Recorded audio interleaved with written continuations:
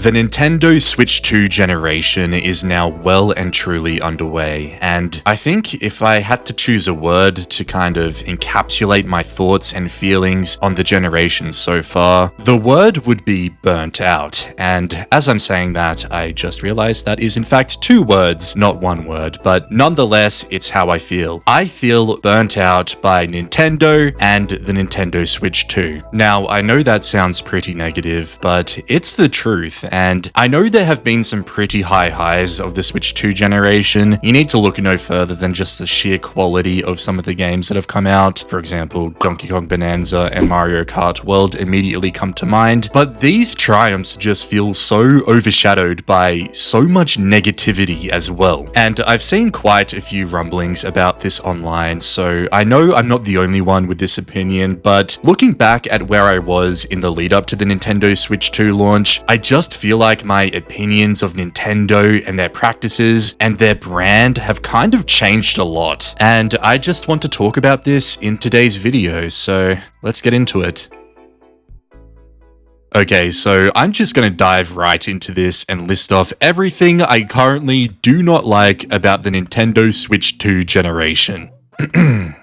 Number 1. I'm not a fan of Nintendo Switch 2 editions and the fact that Nintendo charge a higher price on Nintendo Switch 2 games versus the equivalent game on the Nintendo Switch. Why does Metroid Prime 4 have to be more expensive on the Switch 2 than the Nintendo Switch? I don't understand it. They're charging a premium just on a graphical difference between their 2 consoles. It's the exact same game. Number 2. I'm not a fan of releasing expensive DLC for games that have barely been out, or in the case of Pokemon Legends ZA, are not even out yet. If you want to get the full experience out of Donkey Kong Bonanza, it's not the already high price of 110 Australian dollars, it's $140 to get the base game and its DLC. Number 3. I'm not a fan of Nintendo charging 90 Australian dollars for Super Mario Galaxy and Super Mario Galaxy 2 ports. Like, holy what the is going on?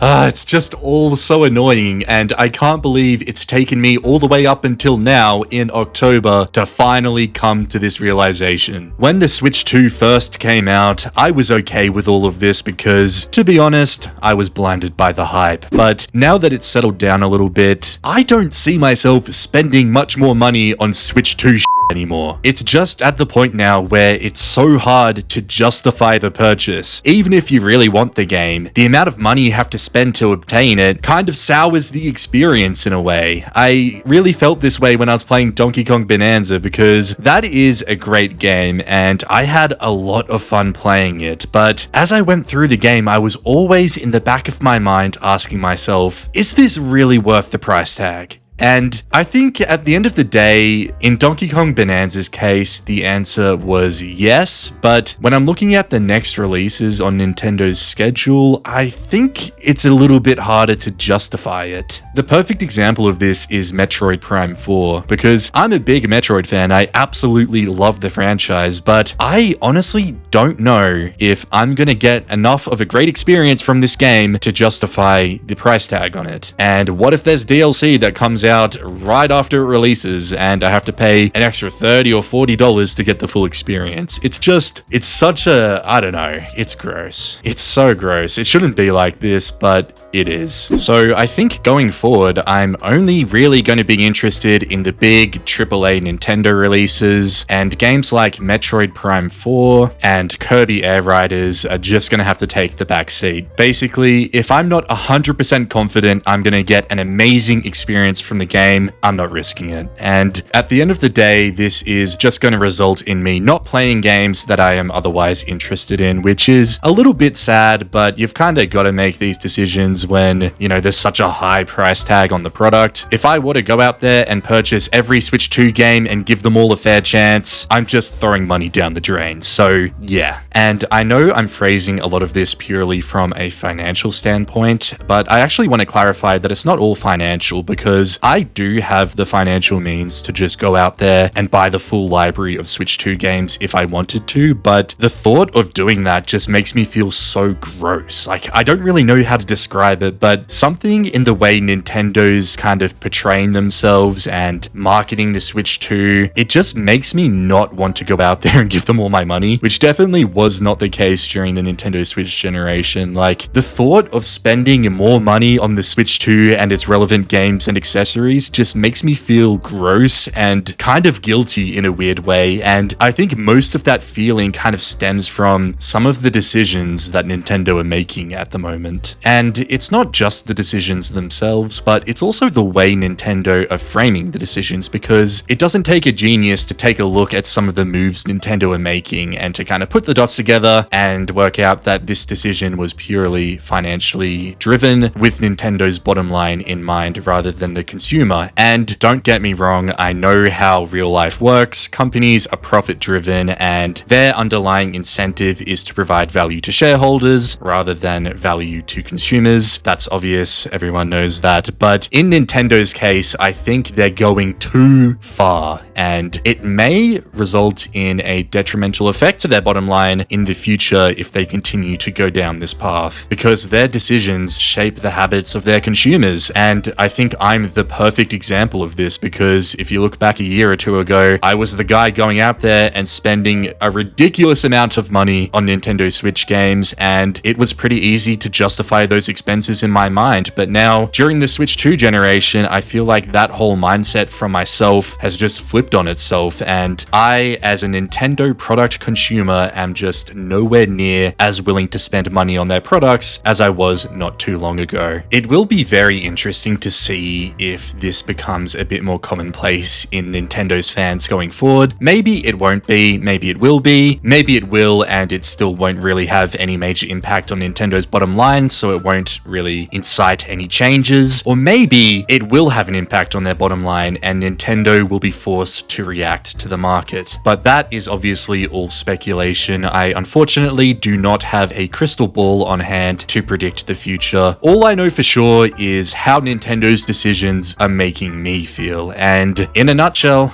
they ain't making me feel too good. So as a result of that, I'm going to change the way I go about being a Nintendo consumer going forward until the company implements changes to once again force me to reevaluate the way I consume Nintendo products.